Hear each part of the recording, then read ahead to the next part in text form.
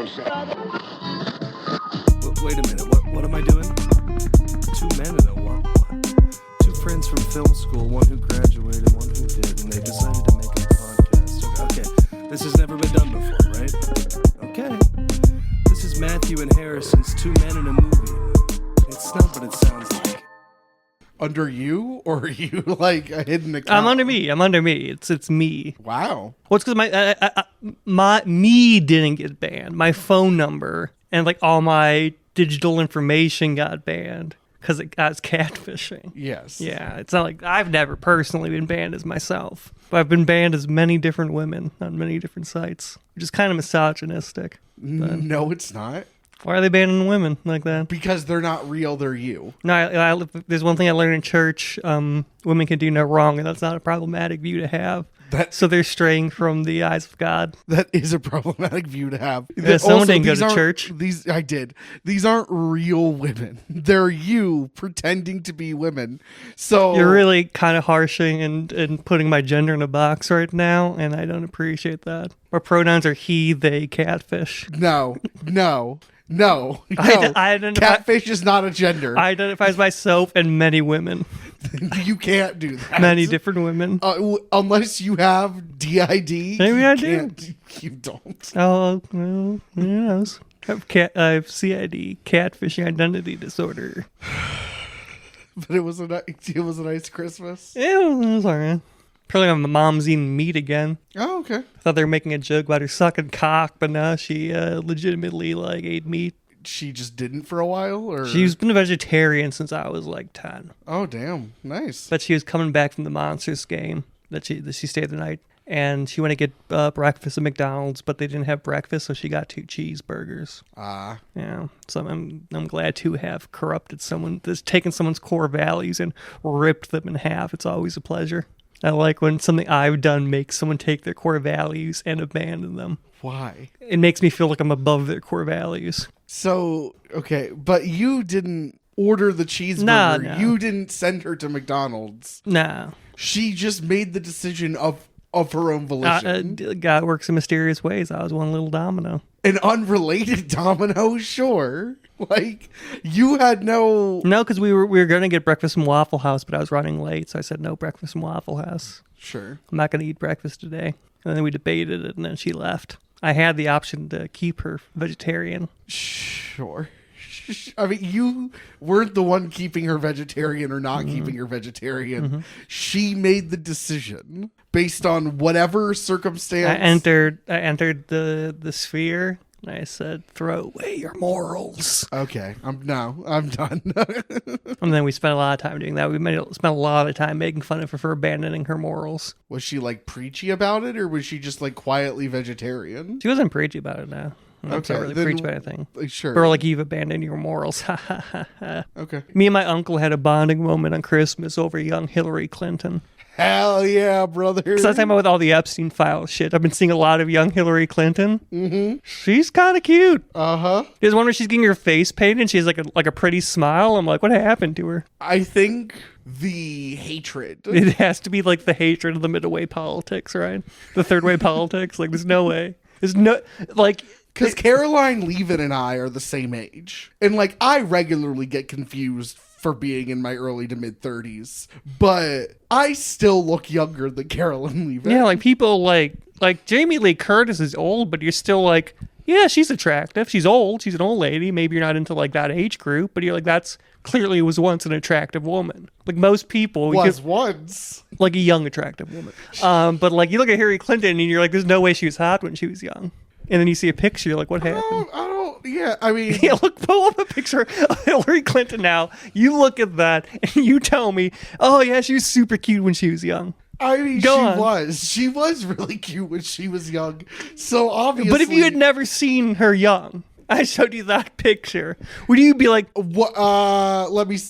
What picture? Just pull up a picture of Hillary Clinton today. Because I could see this person being a stunner in her younger days. Like, Google Hillary Clinton. I am. This is like the third picture that comes up. What's the first? Yeah. That's bad lighting. That's really bad lighting. I feel like it's gonna be like Sydney Sweetie's gonna become like one of those. I could see this is the second. I could see her being a stunner in her younger years. I truly think the first picture is very bad lighting. I feel like Sydney Sweetie's gonna age like shit with all that anger and contempt in her heart. And her sleepy fucking eyes. I was thinking about this morning after I woke up. I hate her sleepy fucking eyes. She's the eyes of like a pasture animal, and I hate them. I don't know why Sydney Sweetie made me. Oh, it's pasture. So stop talking about like genetics and start chewing cud. Like get off the television. Have you seen the newest recipe for raw milk hot chocolate? No. So what you do is you take raw milk and you heat it up to an appropriate temperature so that it's hot chocolate and kills all the germs. Yeah. A thing we know as pasteurization. Yeah. And then you add chocolate sauce into the raw milk. I think they assume there's a machine you pour cold milk into, and the machine goes and like pasteurizes it and like shoots a bunch of. I don't think they know it's just hot milk. Yeah. But I saw, I don't know why it showed up on whatever. I think because I follow fitness people who are trying to debunk like a bunch of stupid shit. And every once in a while they're like, okay, this is just dangerous. And they just showed up as raw milk, hot chocolate. And I saw it and I was like, they just pasteurized the milk. And then it stitched and it was like, you dumb fuck. You just pasteurized the milk. Like, they didn't put any chemicals in it, which is how that works. Do you see that the Indiana governor shared tweets? He's like, Christmas overreach coming in our chimneys to give us liberal politics or something. But the main part is that he posted like 5 AI pictures of him like fighting Santa Claus. And he's wearing a suit with no sleeves, and he's beating the shit out of Santa Claus in front of cheering crowds. I did not. That sounds awesome. And there's like, yeah, that's MAGA right now. That's where they're at. They released the rest of the Epstein files, and it's like anything in here about Trump is fake. And if it was real, they would have used it against Trump. So obviously it's not real. But we're still releasing it because we're the Justice Department. But know that all of it is fake and made up before the 2020 election. That's like the official tweet. Didn't Epstein kill himself in like 2019? Like a full year before the election. Yeah. So this wouldn't it wouldn't have made sense for it to be a political statement that far Buddy, away. they put black highlighter on the PDF and just saved it. They didn't print it. I know. Here's these pictures. What's he got against Santa? He's insane. Oh, the governor, senator person? Yeah. They're all... When you find out the North Pole is trying to bring more bureaucratic overreach and unfunded mandates down the chimney disguised as Christmas cheer, not on my watch. We the people are in Indiana, not the bureaucrats. Take it back to the North Pole, big guy. It's fucking insanity. It's psychosis. It's nuts. It's there's no connection to reality. He went from being like those Democrats to I have to kick the shit out of Santa Claus. There's no logical thought process. I don't know if any 6-year-olds are listening to this. God, I hope not. Santa's not real. You're right. So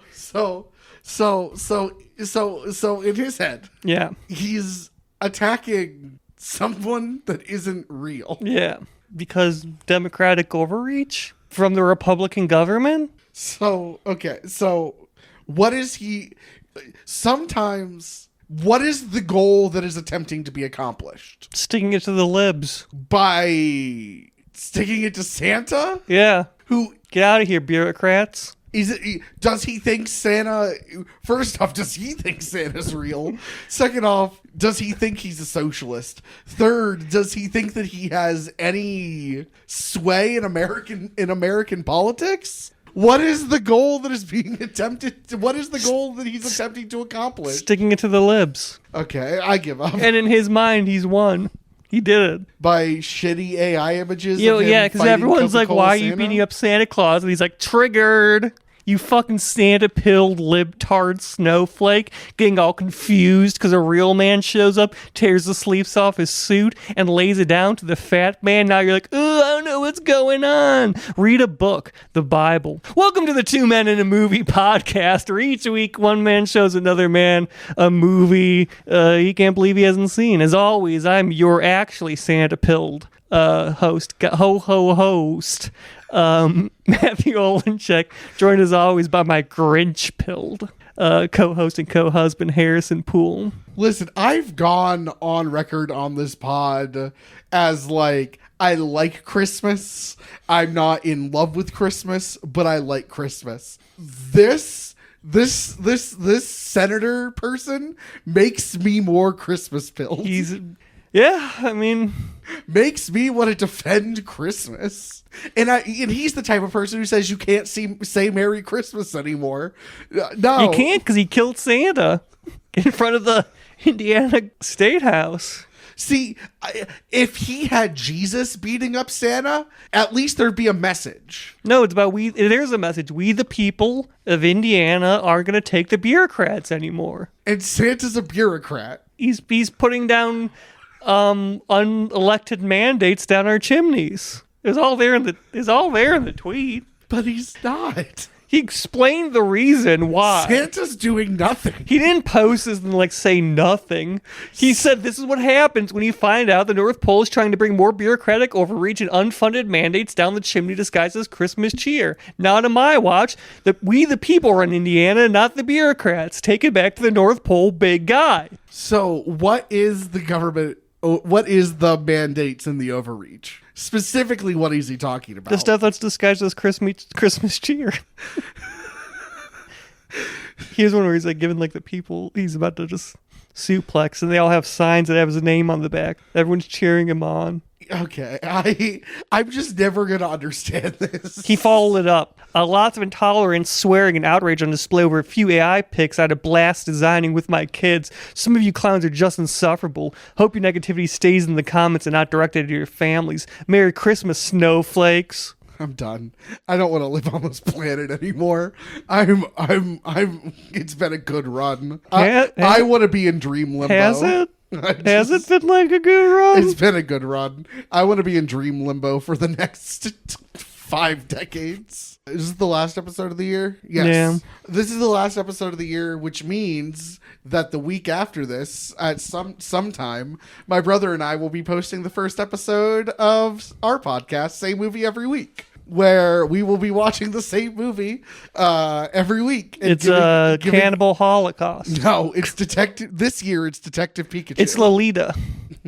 No, it's Detective Pikachu. We're going to keep watching it until it stops being pedophilia. So the idea is we watch the same movie every week for a full calendar year, and then we release weekly reviews of either the whole movie or specific scenes or different aspects of the movie over the course of a year based on every rewatch. And I believe by December of 2026, Ethan Poole and I will be the foremost experts on Detective Pikachu.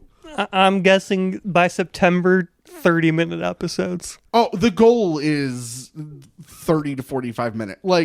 We're not trying to pump out hour-long episodes. Eventually, you're going to run out of stuff to talk about that you haven't already talked about. You're going to start repeating yourself like July. And then we'll find something new within that repetition. I want to get to the point where we're arguing such minute details that there's no way anyone consciously thought about that. They just did subconsciously and didn't even weren't even aware they were doing it. And we and I spend 20 minutes talking about it, or I don't know how long, but you're just trying to relive your glory days of shadowboxing euchre in front of School of Rock House, playing 3 times a day. No, the thing is, I could watch School of Rock every week for a year easy. How many times have you seen that movie? In total? Yeah. About 400. Because we're talking about the movie this week's Inception, and you were saying that you didn't understand why. Because if someone came up to me in film school, right, and they're like, I'm a big film guy, I never saw Inception, I'd be like, that's weird. And then they said, I saw any other movie 400 times.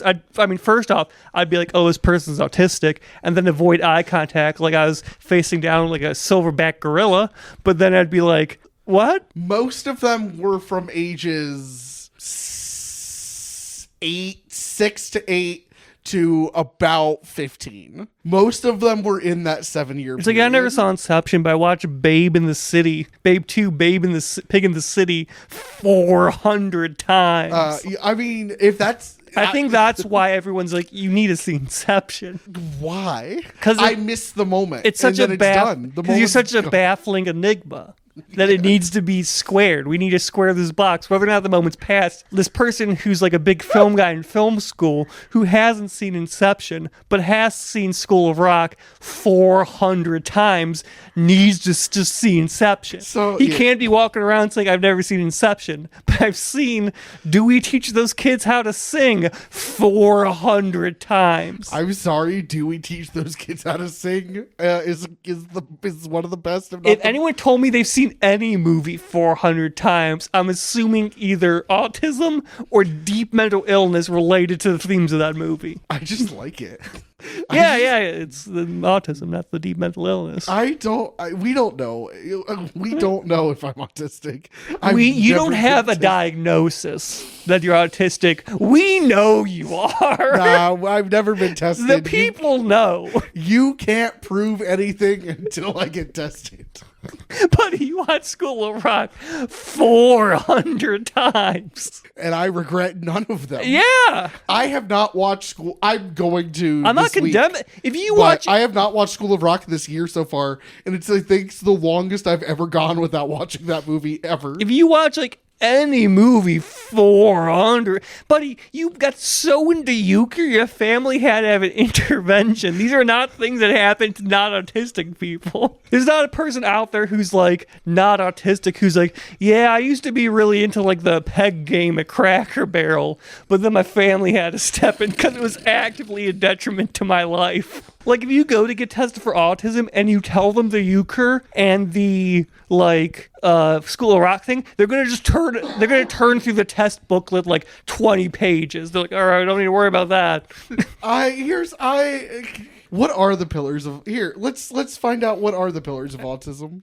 The pillars of autism include diagnostic criteria like social communication difficulties and restricted, repetitive behaviors. Beyond diagnosis, supporting pillars involve exercise, nutrition, sleep, and concepts like acceptance. Okay, so basically it's social communication. Okay, thank you. So basically it's social communication deficits, which as far as I'm aware, I don't have. That's here. I have a picture of his children drawn on it. It's the 3 functional levels of autism written from an autistic perspective, right? Okay. Let's start at level 1.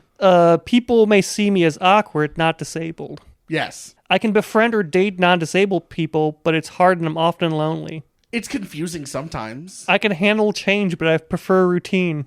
Who doesn't prefer routine? I don't know a single person who doesn't prefer things to remain. My fidgeting is seen as quirky or annoying. I don't think my fidgeting is perceived at all. Do tasks with many steps, do you find them somewhat difficult to organize? No, I can break down tasks. I probably break down steps into individual steps, but no, I can. Do you have any do that. issues with hygiene? Not to my knowledge. Food selection and preparation? When I was younger, sure. As an adult, not really. Some people grow out of that autistically. Autistic people grow out of it. They don't grow out of it autistically. Do you maintain a clean and organized space? I've been in the dust room. Do you have difficulty planning for travel? Also, have you changed the air filter? I need to. Yeah, because I was talking about this horrific dust room to like Mel, and she's like, did he change the filter? I'm like, I don't know. I will. The fact that you sit in that awful dust room. It's not bad. It's not. I think you and Ethan are overreacting. It's the same as every other room in the house. No, it's not. No, it's not. No, it's not. Just being outside of that in the other part of the basement is like not like clean, but noticeably better than being in your horrific dust room. Are you hyperactive? When I was younger, absolutely. Inattention? What? Like inattention, kind of like like my mom. Oh, I don't know. Reject physical contact. I get over. No. I get overstimulated, in which I do not love everyone, but there are like do you specific tiptoe? people I don't mind. No. Do you have sensitivity to sounds and loud noises? I mean, you're half deaf. I don't know if I have. I mean, everyone has the nails on the chalkboard. Like that's Here whatever. we go. But like, Yeah, this is specifically when you were a kid. Early signs of autism. sure. Hyperactivity. Yes. Preferred to play alone. Yes. Depression. Yes. Intolerance to sounds. I do not remember. Could not tell you. Probably. Sleep problems. A little, not terrible. No eye following. I do not remember. Rejecting cuddles. No, I was a pretty affectionate, touchy-feely person with specific people. Delayed speech development. No, my brother, yes, me, no. I mean, you are striking a lot of these. There's been a lot of things where you're like, yeah. The one that is like, do you prefer change or routine? Of course I prefer routine. Everyone prefers routine. I don't know a single person on this planet who prefers their life to be in imbalance, constantly shifting. Like, You know who doesn't have this reaction to the question, do you prefer change or routine? that's a stupid question. Autistic people. That's a This is stupid not question. autistic. This is such an autistic reaction to the question, because most people, like the neurotypicals, would be like, I like routine more, or like, I like change. And then the autistic person goes, who the fuck likes change? Who doesn't like routine? What a stupid question. I'm just saying it's a dumb question. Uh-huh. I have had 3 separate doctors in my adult life offer to test me. Yeah. I don't think that says anything, though. I don't know. One of my teachers was telling us stories because one of his friends like worked with like heavily disabled kids and also less disabled kids. And he's talking about how he went out with them to a restaurant once, and his like focus is like an autism, the autistic spectrum, and he was just sitting there like Asperger's, autism. So I think they just know. In children, for sure. I don't know about adults. If you're like an expert in the field, I'm sure that like also signs present. It even says signs present differently in children. What if there's a connection between Tourette's and autism? Like, what's her name? The streamer. Oh, Sweet Anita. Yeah. I was watching a video where she's talking about some of this. She just kind of casually mentioned kind of some of the life stuff she has to do to deal with it. Yeah, mine's not as severe as hers, obviously. She has to get. She says she buys cups that are more closed towards the top. Oh, okay. Because of her tendency to just toss the cup up. Yeah. And she's like, if they're closed a bit on the top, the most of the liquid stays in. For sure. Weirdly, this tick has gone away, but I used to have like a in my wrist, like I would like toss things or whatever, but that tick has gone away.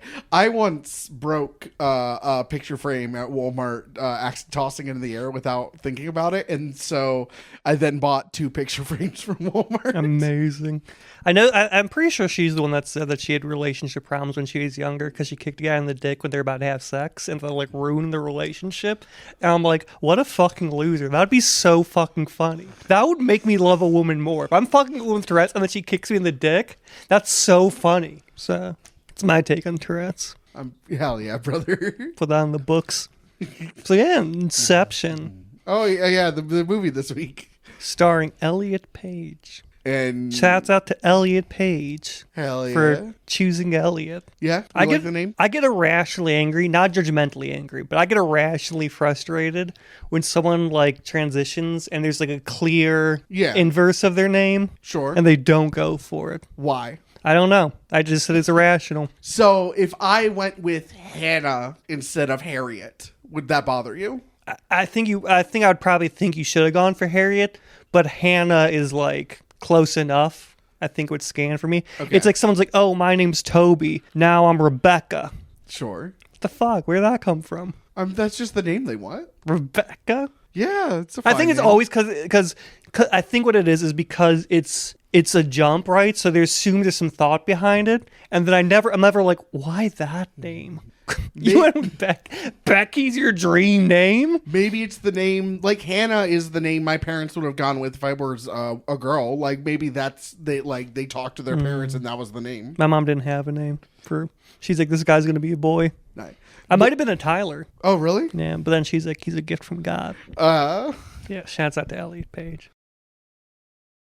Okay, so I'm gonna clear the air right off the rip. after 15 years of so many people telling me that I need to watch Inception. My review is, it's good. What do you want me to say? It's very entertaining. It's solidly constructed. I think it's a movie that anyone who's like my age, who's like, I'm really into film, should have seen. Not that they should see it, that they should have seen it. Sure. I think it's a great film. I think it's revolutionary that it opened up more people to the idea of movies that make you think at all. It's the highest grossing non-IP movie of the last 15 years. Sinners being number 2. Mm-hmm. I think Nolan movies by design don't work well out of IMAX. He literally designs his movies that way, which is very frustrating as a viewer. I mean, I get frustrated anytime, like, because there was so much discussion when this movie came out. Like, is he still in the dream at the end? It's like, first off, it doesn't matter. That's the point. Nolan has stated that it doesn't matter. But second also, off, no. He doesn't have his wedding ring. The top topples, and the kids are older. Well, yeah, and they're wearing different clothes. Well, because they're all like, is the top going to keep spinning? That was the thing that everyone was talking about. Was like, is the top going to fall? Topple ever. It never does that, ever. You're right. It never does that, ever, in the movie. And they're like, what if it does? It's not going to fall. It's not falling. It's clearly in the process of falling. This is me in high school, you fucking idiots. What are you talking about? Also, the kids are older. Every time we've seen the children, they've been in the exact same outfit and played by younger actors. And we never saw their face. The fact that we see their face. This is me in my psychology class in high school because the teacher didn't want to teach that day, and so he showed Inception. And so we all started talking about Inception. I was getting into very heated debates. So I'm like, what the fuck are you... on no metric is he still asleep? What are you talking about? But also, the point is that it doesn't matter. It doesn't matter. See, okay. I agree that it, like, the ending is supposed to make you think, and like the movie has like layers, obviously, but I can't tell. There's this. The thing that's supposed to make you think is how he's not looking at it when he leaves, not that it's gonna fall over. There's someone once asked the question about Fight Club that I feel the exact same way about this movie, and is this a dumb movie made by smart people or a smart movie made by dumb people? I think it's an average movie made by a smart man. I don't think it's a dumb movie. I think it's a movie that takes itself seriously and takes the audience seriously. You can be dumb and take yourself seriously. Yeah. Well, I'm saying, like, it takes itself seriously, it takes the audience seriously. Sure. And I don't think it's, like, dumb. I wouldn't call it a dumb movie. I don't think it's a smart movie, but it's not a dumb movie. I'm sure if I saw this movie in theaters, if they re-released this in IMAX, I would try and go see it again. I want to see this movie in a theater because I said earlier, I don't think Nolan movies by design work well outside of IMAX. Just the way he films and the way he like puts together his movies. Oh yeah, it's like how like, they're designed for big screen, and then he completely because you can watch it on exists. Small screens, and it's fine. It's a good movie, but you lose. It's like how like you lose so much. It feels like I can watch Doom on that television right there, have a great time. It will not be the same experience I had watching it in IMAX when you were sitting there and there's like, you get the whole desert like Visa, and then you get a little Paul Atreides, but he's really big, but he's really small, and he's walking, and you feel in yourself, and then the worm comes. Or whenever they do the voice of that movie, how like, you can never get this at home unless you're a crazy audiophile, but there is like this weird bass effect under the voice that doesn't, you're supposed to feel more than you're supposed to hear. You're supposed to feel the effect, not hear it. You and I have gone on record, I don't know if on this podcast, probably, but in our personal lives, often comparing the theater to church. Yeah. I feel like there is no way to replicate that feeling on any size of a TV. Yeah, this is also my argument against the Protestant Reformation. But also it's the communal gathering of people in awe of something. Yeah, when like the cities are full and everyone's like, whoa. Yeah. Whoa, you feel that. Like that sounds like I had so much like shit at the time, but like when you're in the theater and you're feeling it as like things happen, you're like, whoa. I watched this movie. Look how big his dead wife is. Yeah. That's kind of hot to be TBH. Yeah. Being relentlessly hunted and haunted by your dead wife. I love that Christopher Nolan gave himself a a textual reason to not have to write a fully fleshed out female character. It's so stupid. I think he knew that he couldn't do it, and so he wrote a bullshit reason why he didn't have to. I wish that was me, man. That sounds like it rocks. Most of the characters here are pretty one-dimensional, but I also think that, like, you have so many of them that, like, each of their one dimensions. Yeah, and you're only each other. seeing them in one dimension, which is the heist. Yeah. Like, yeah, the one guy who's the disguise guy is going to be a one-dimensional disguise guy because every time you see him, he's doing the disguise. Basically everyone outside of Leo, and a little bit of Killian, a little bit, but mostly everyone outside of Leo is just a one-dimensional character. But it's so. I don't know where I was going with this. Something about how he has one female character who he straight up writes as one-dimensional and gives no reason, and then has another. Just find a way to give yourself a reason that you can't write women. Like, they're all dream specters. Okay, Inception is the implanting. Is the implanting of an idea into someone's head that they think that they came up with. Yeah. And it has to be the most basic version of an idea, and then you can go down deeper and be slightly more complicated. And then normally you can only go into dream within a dream max. But they found a way to go dream within a dream within a dream, and then eventually within a dream into limbo. And the deeper you go, the more complicated the idea can be. And the slower time is. Because you're always dreaming faster. Yes. So like when you're like 4 levels in the real world, like nothing's happening. And the first dream world, things are happening very slowly. And that's a big part of the movie, is dealing with that. The timing changes because when they first explain it, it's base 12. And then later on, for seemingly no reason, it's base 20. Like the differential between the different layers. So I don't know if that was And they have to synchronize everything for the kick.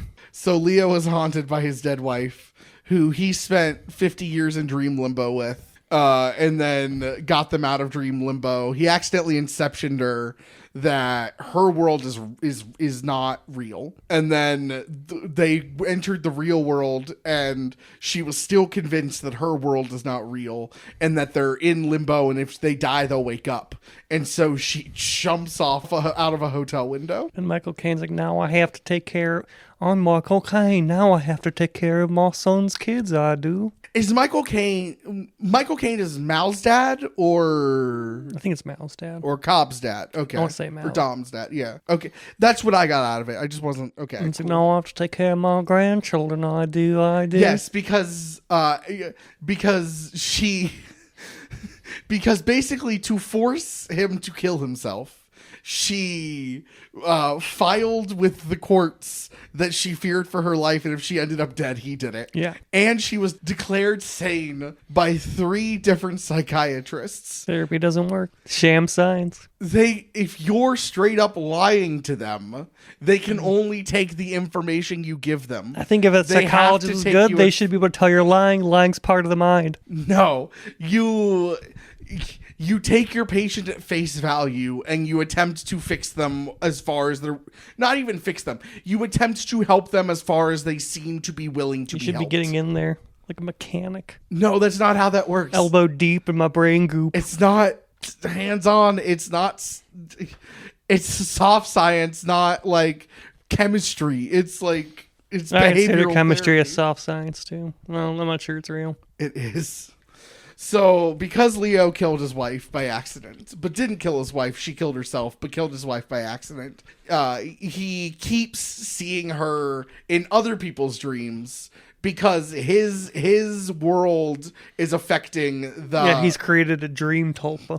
Mal is a dream tulpa. And everyone he works with knows about her, and she's a huge issue. No one quite knows how deep it went until Elliot Page started sneaking around in Leo's dreams. I mean, I assume you would assume it if we were dream thieves, and this is after Geneva killed herself, and you legally can't see your kids. And every time we went to do a dream mission, like Dream Geneva showed up and shot at us with a gun, I would assume that there was a deep unresolved issue with you.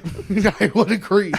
Did they ask? Because it seems, yes, I he's assume very they're like, all dream professionals, and you don't ask your fellow dream professionals about their dream tulpas. You know, I think when your dream tulpas are affecting the work, you're like, yo, dude, need to talk, figure your shit out.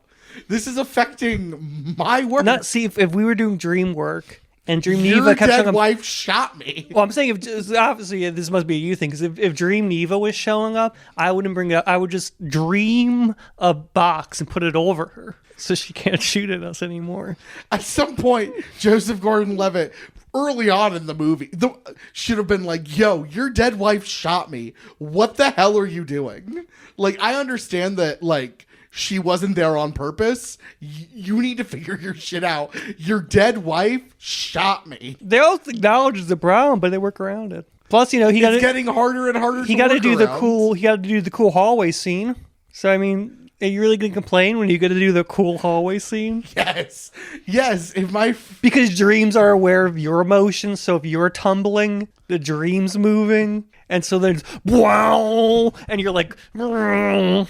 That's the noise of the hallway turning. The hallway scene is so, like, you have to look at the trailer. The trailer puts everything that you're like, I need to see this movie, and that's like the highlight of the trailer is that the whole and he's like, whoa. Movie rocks. This movie's so fucking cool. This movie's fun. It's so fucking cool. It rocks so hard. The visuals are so good. It's so much fun. If I saw it, the visuals worked. If I saw it in IMAX, I would be blown away.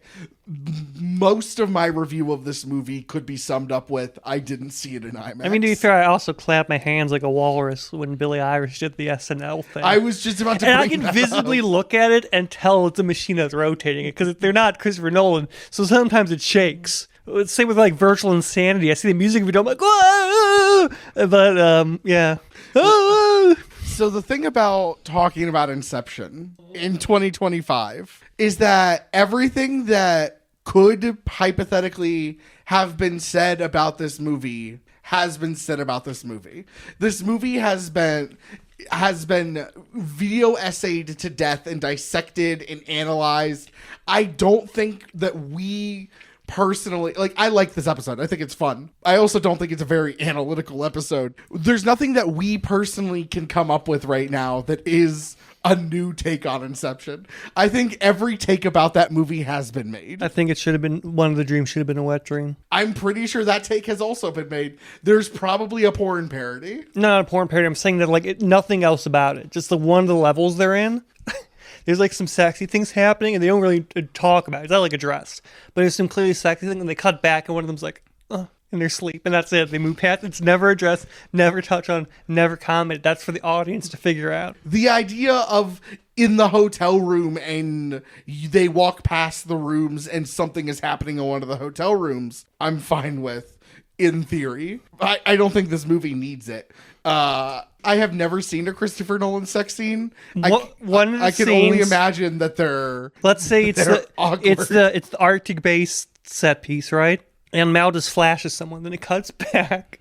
So they go, and then it just goes on untouched. No, I would like there to be like reason for it. She's she's a problem. That's not okay. She's a problem. Also, I'm pretty okay. The idea of Inception in a wet dream probably has been done. You know, people don't talk about Christopher. Like, they're always like, "Ooh, Wes Anderson has his stable of actors." So does fucking he has his like half a dozen people he works with. Yeah, like Michael Caine and Leo are in so many of his fucking Cillian movies. Murphy's in. Yes, I forgot Cillian Murphy. Tom Hardy's in like 3 or 4 of them. Because Cillian's in Batman Begins. Mm-hmm. Oppenheimer, obviously, Inception.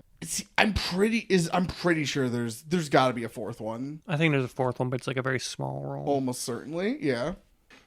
This has been touched on. This is his blank check after Dark Knight. I don't know. I mean, this is his blank check in that I think that this is the movie I would have to see. No, this is late enough in his career that he could make basically anything he wanted. Maybe not on the... I think this is the blank check that, like, when it cashed, he can make anything on this scale forever. Yeah, Tenet's his blank check. Well, Tenet's his blank check that doesn't cash. I think every movie from this point is basically him writing himself. He can do whatever the fuck he wants to do. Yeah. He's Christopher goddamn Nolan. Because, like... I'm excited for the Odyssey. Was the blank check for the first three movies. I'm excited for Odyssey. I'm not, but like... I'm so pissed at everyone who's like, it's not historically accurate. I don't care. Yeah, it's a fucking myth. There's literally a Cyclops in it. Yeah, I don't care. The armor is historically... Have you seen the armor that is historically accurate for that time period? It sucks. That trailer looks ugly and boring. It sucks. The armor... No, I'm excited. I'm happy. No, listen, I'm not a Nolan hater. He's not one of my guys, but I'm not a Nolan hater. I watch his movies and I'm like, he is a competent filmmaker. Like, he's made movies that I enjoy deeply. Like, this is what people are wearing at that time period. And that's what people... They should be dressed like this. I mean, that sucks. That's stupid. That sucks. The armor looks stupid. I just think the trailer looks ugly. Like, I was talking about this with my brother.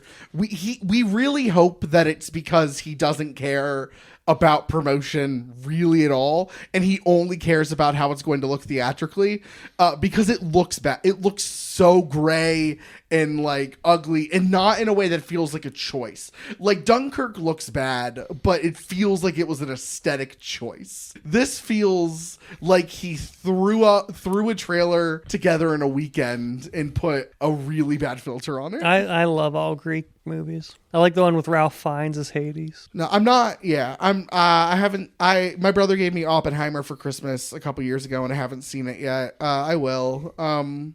I'm not excited for the Odyssey. I might see the Odyssey, one, if we go as a group, but two, just to see a Christopher Nolan movie in the theater, just to like experience what his filmmaking style is like in IMAX. I think shooting an entire movie in IMAX is a fool's errand, but I also think that someone has to do it. Yeah. Like, someone has to prove why it's a bad idea. And I think he's the only person who, like, could get the clearance to prove why it's a bad idea. It's going to be the next Avatar. James Cameron probably could also get it approved as a... Well, he just makes whatever he wants at this point. Yeah. Anyway, any more thoughts about the movie? Yeah, like I said earlier, this movie has been dissected to high hell that, like, talking about it feels like a fool's errand. Oh, yeah, no, movie rocks. This movie fucking rocks. This movie's solid. At no point did I think I was going to dislike the movie. I a little bit was afraid that I was going to dislike the movie and then have to be the negative Nancy on this pod. But, like, this movie's well constructed. I don't think it works, like, really that well as, like, an experience outside of IMAX. But, like, as a dumb popcorn flick, it was very watchable. It's about 20 minutes too long. I don't know if that's a take that's ever been happened before, but that's the thing I believe. It's like 20 minutes too long. You believe every movie's 20 minutes too long? That's not true. Pretty much, like, 80% of the movies we watch, you say, they could have taken 20 minutes off that. I don't know if I say 20 every time. 15 to 20 minutes, you are had to be removed from most movies. Most movies have 15 to 20 minutes of repetition and needless exposition. Because I got it. I understood it the first time you explained it, Nolan. You don't need to explain it a third time. But I think the general audience needs to explain more. They need 20 more minutes of explanation because people didn't get it. Anyway, Nolan has a love for the medium, and you can tell he's playing in a big sandbox, and I really like that. If you could incept one idea into someone, what would it be? I don't know, man. I would find someone that would make it every time that they see like a goose, they shit themselves. You wouldn't try and you wouldn't attempt to do it for like world good? No, I don't think one inception can fix the world. I think if you just incept one person, the system's going to force them out and nothing's really going to change. However, I can make it so one person, every time they see a goose, they shit themselves. Fair enough.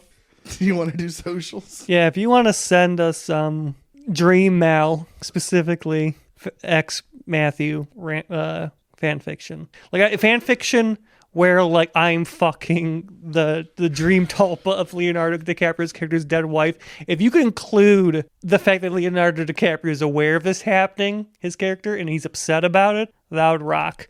2menmoviepodcast@gmail.com. If you want to send us videos of your friends shitting themselves after you incept them to make them shit themselves in response to various stimuli in their life, you can send us that as a video format to 2menmoviepodcast at Instagram if you possess the technology, because this is a sci-fi movie technically. Sure. Because it is in the future where they have dream dens. If I had to put this under any category, I guess I would put It's it under very sci-fi. soft sci-fi, or it's hard sci-fi, but it's very limited. The only thing that they've progressed with technology-wise is dream technology. The dream scientists have been hard at work. If you want to see the YouTube where I'll be posting videos of Harrison shitting himself to various geese after I sent that into him, 2Men and a Movie Podcast on YouTube.com. You'd have to, like, you'd start wearing a diaper anytime you went, like, near water, right? I just wouldn't be around geese. But you never know when you might. What if you're just like, oh, no geese here, I'm deep in the city, and then someone has one of those little goose statues outside. Oh, it's the statues? I thought it was living geese. No, it is that because remember, it's the basic idea. The basic idea is if I see a goose, I shit myself. So I think you look at and you register as that's a goose, you're gonna shit yourself. Mother goose, geese statues, paintings. You're at the art museum, you see a picture of a goose. Fuck, you're shitting yourself. I don't want to think about it. No, it would suck, wouldn't it? Merch in the show description. Marvin the Movie Walrus, 2 fins up. It was very, very watchable. Is he dreaming? I think he's still dreaming at the end. In my dreams, I'm eating fish. That's the noise I make when I eat a big tuna. He's huge, by the way. You might think he's big enough that he can just slurp down a tuna. So, Help us. We're held captive by Marvin the Movie. you can find me on Instagram, TikTok, Threads, and Lemonade at harrisonpoole.com. That's HARRISONPOOLEDOTCOM, harrisonpoole.com. Or you can find me on Letterboxd at HDPOOLE124, where I gave this movie 4 stars. I dug it. I dug this movie a lot. January 22nd, I will be in Belmont, Ohio, featuring for my friend Jesse at Lumberjacks. It's an axe throwing bar in Belmont, Ohio. A what bar? An axe throwing bar. There's an astroturfing. I'm like, what the fuck is happening here? It's an axe throwing bar in Belmont, Ohio. I don't know if axe throwing and alcohol should be in the same building. It's a popular business. I'm not saying it's not popular. They figured it out. They make you sign so many waivers, apparently. Yeah, you're fucking drinking and throwing You're in a place where people are drunkenly throwing axes. I would fucking hope so. I also would like to think that the bartenders are on high alert. They make sure not to. Maybe they're super trained. So if an axe goes out of the axe area and says, oh, it's going to hit that kid, they take out their own axe, throw it, knock the axe out of the air. That's January 22nd. Jesse's gonna rock. I'm gonna do well. You know what? I'm putting it in the ether. I'm gonna do well. It's gonna be a good set. It goes terribly. Dude, listen. It won't. You get up there, you start sweating, you're like, I'm dumb. And then they boo you off stage. A goose shows up. And no. Or starting next year in 2026, we're gonna figure out the exact details.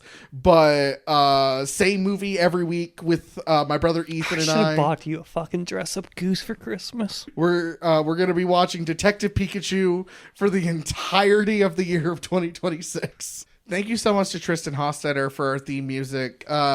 Thank you guys for listening. Tune in next week for the first movie of 2026. It's my pick. Birth of a Nation. The Day the Clown Cried. I have not decided yet. Have you seen Detective Pikachu? Yeah. Fuck. I saw like opening night. I saw it opening weekend too. Okay, I was kind of hoping that I could just watch one movie next week. God damn it. I'll figure it out. Anyway, tune in next week for the first movie of 2026. Same movie every week. Thank you guys for listening. So long and good night. Hugs and kisses.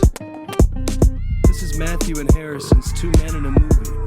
It's not what it sounds like.